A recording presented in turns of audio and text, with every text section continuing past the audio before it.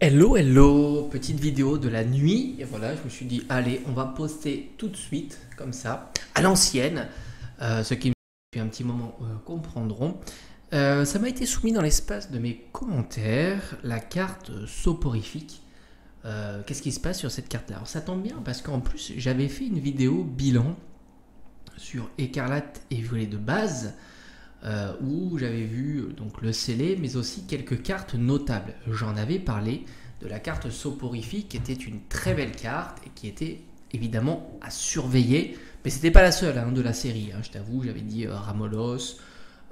Qu'est-ce qu'on avait d'autre? Peut-être un petit peu Riolu, et puis le trio qui a progressé, Tarsal, Kirlia et Gardevoir. Mais c'est vrai que là, le soporifique, c'était une carte qui valait, je crois, de mémoire, on va dire une vingtaine d'euros.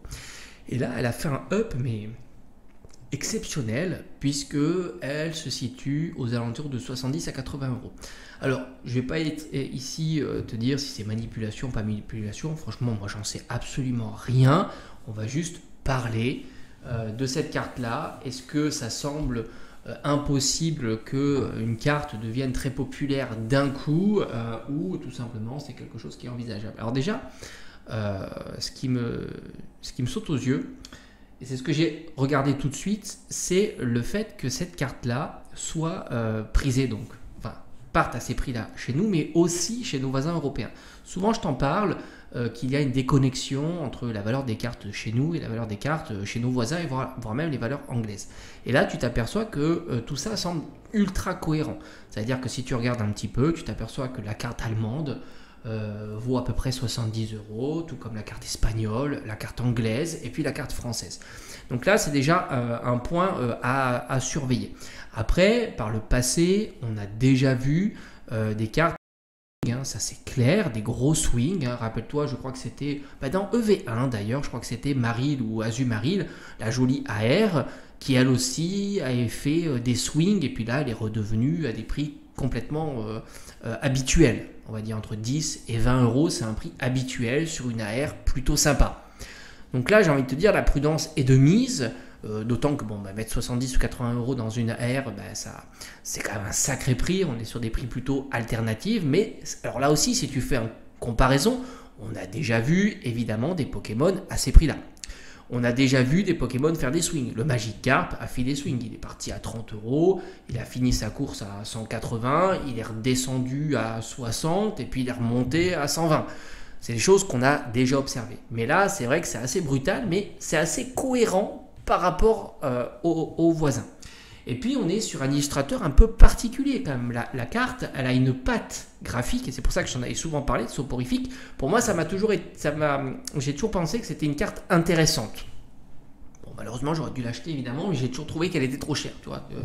Comme quoi, on essaye de suivre et de faire attention aux achats. Mais bon, attention, je n'imagine pas qu'elle reste à 70 ou 80 euros. Alors peut-être qu'elle ne redescendra plus jamais à 20 euros.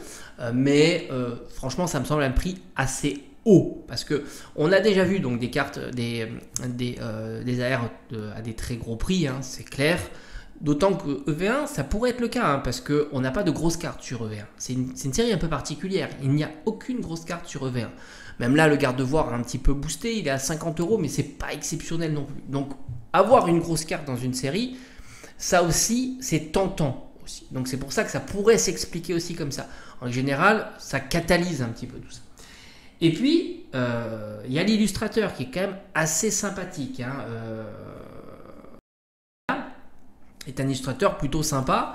Moi, je trouve que la patte artistique est intéressante. Et d'ailleurs, ça vaudrait le coup aussi d'aller regarder les autres cartes type AR de cet illustrateur. Ça aussi, ça pourrait valoir le coup. Je te dis, il en a fait d'autres, on reconnaît la griffe. Il a même fait des cartes communes, peu communes, des holos. Rappelle-toi ce Ectoplasma tout chelou. Mais je crois qu'on a aussi Fungus Fury, par exemple. Donc là aussi, il serait bon ton de voir est-ce qu'il y a de la tension ou pas sur cette carte. Je crois qu'il a fait aussi, il y a le trio Frigodo et puis Galvado. Enfin bref, tu vois le trio de cartes un peu chelou là aussi. Tu as toujours un petit peu cette patte un peu chelou. Donc là aussi, ça serait intéressant de voir les ultra rares, principalement les ultra rares, de cet illustrateur, pour voir si oui ou non ça s'inscrit dans ce mouvement-là. Maintenant, bon, si tu veux mon avis personnel, de l'histoire Pokémon sur les AR, on a déjà vu des swings, ça a déjà monté, c'est déjà bien descendu. Le Magikarp est un très bon exemple, et pourtant on est sur un Pokémon plus robuste, plus populaire, avec une patte artistique peut-être même meilleure. Je crois que c'est Kanda, enfin bon, je suis pas très calé sur les illustrateurs, mais c'est très joli ce qu'il a fait. C'est le même, je crois, de l'illustrateur du Giratina. Et on a vu des swings. La Magikarp, elle a fait la fusée. C'était 25-30 euros, 180. Et puis elle est redescendue à, on va dire, 60. Tu vois, donc on a déjà vu. Donc là, Soporifique, qui était, on va dire, globalement à 15-20, il tape un 80. Il peut se restabiliser à 30-40, tu vois, ce qui est plus cohérent. Après 30-40 sur une AR, c'est quand même costaud, c'est du. Mais même Raichu, il a monté, Tyrannosif, même ces cartes-là, tu sens qu'elles montent. Donc on est quand même, en fait, on est quand même dans un contexte assez particulier où certaines cartes montent. Donc on peut dire le Magikarp, il a remonté, le Groudon aussi, je crois que c'est la top card de Faille Paradox, et c'est pas évident quand même, parce que Faille Paradox, t'as quand même Rugilune, t'as quand même Garde de Fer, il me semble que maintenant c'est la top card. Donc tu vois, tu t'aperçois que ok, c'est fou, c'est rapide, mais c'est pas impensable, parce que EV1 n'a pas de top card, parce que le fait que si une carte commence à monter, ça va faire de l'emballement, c'est sûr. C'est pour ça qu'un down c'est possible, mais revenir à des prix très bas, c'est pas sûr. Ça, c'est pas sûr. Après, le Maril, je crois, ou Azumarill, ou je sais plus comment il s'appelle, il l'a fait. Il me semble qu'il est vraiment redescendu dans les clous qu'il était habituellement. Donc, en tous les cas, nous, on est là pour suivre les variations des cartes, le prix, etc. Donc, on va la suivre. On va voir ce qui s'y passe. Est-ce que ça va continuer? Est-ce que ça va rediminuer, etc. Moi, franchement, j'en sais rien. Je ne fais qu'observer. J'essaye de comprendre, mais c'est pas toujours lisible.